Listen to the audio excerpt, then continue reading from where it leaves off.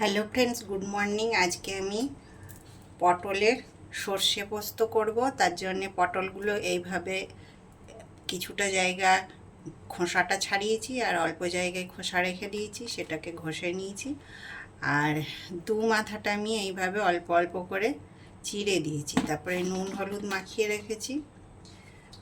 এবারে কি করছি দেখুন। আপনারা নিশ্চয়ই সকলে ভালো আছেন, আমিও ভালো আছি এখন। আর এবারে কড়াইয়ের মধ্যে সর্ষের তেল দেব।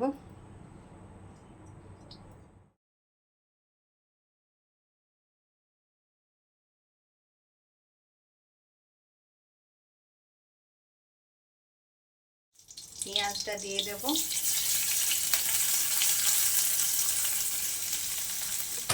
এদিকে আমি সর্ষে আর পোস্তটা বেটে রেখেছি। সর্ষে আমি 3 চামচ দিয়েছি এই চামচে, আর 2 চামচ পোস্ত দিয়েছি, সঙ্গে দিয়েছি রসুন আর কাঁচা লঙ্কা দিয়ে ভালো করে, আমার এটা শিলনোড়াতে পেস্ট করা। আমি শিলনোড়াতে বেটে খেতে ভালোবাসি এই সর্ষে পোস্ত এইগুলো। এবারে এটা আমি দিয়ে দেব।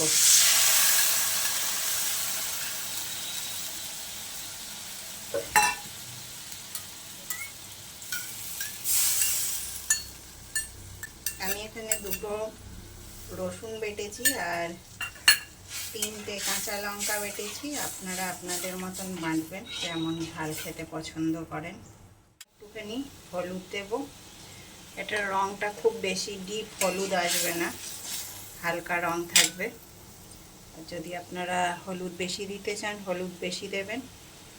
এখানে দিচ্ছি নুন আর একটুখানি জল দেব সেদ্ধ হওয়ার জন্যে।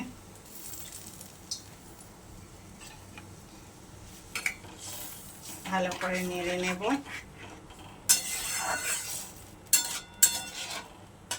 এইভাবে বানিয়ে দেখবেন, খেতে খুব ভালো লাগে গরম ভাতে। এর মধ্যে পটলগুলো দিয়ে দেব।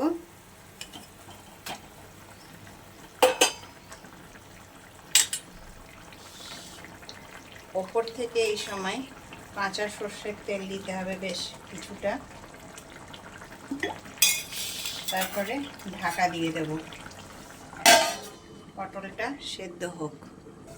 এবারে একটু খুলে দেখব পটলটা সেদ্ধ হয়েছে কিনা।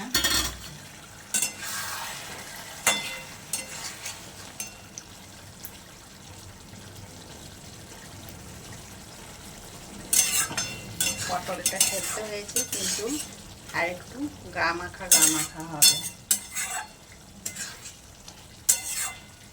এটা বেশ গা মাখাই নামাতে হয়।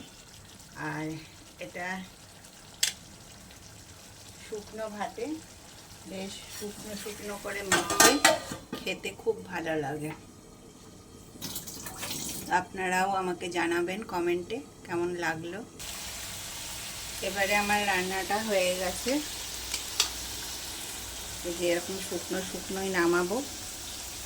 তাহলে আমার চ্যানেলটাকে লাইক শেয়ার সাবস্ক্রাইব করবেন, আমার পাশে থাকবেন। আর যারা আমার ভিডিওগুলো মূল্যবান সময় থেকে বার করে দেখেন, তাদেরকে অসংখ্য ধন্যবাদ। নেক্সট ভিডিওতে আবার দেখা হবে। তাহলে আজকে এই পর্যন্ত। নমস্কার।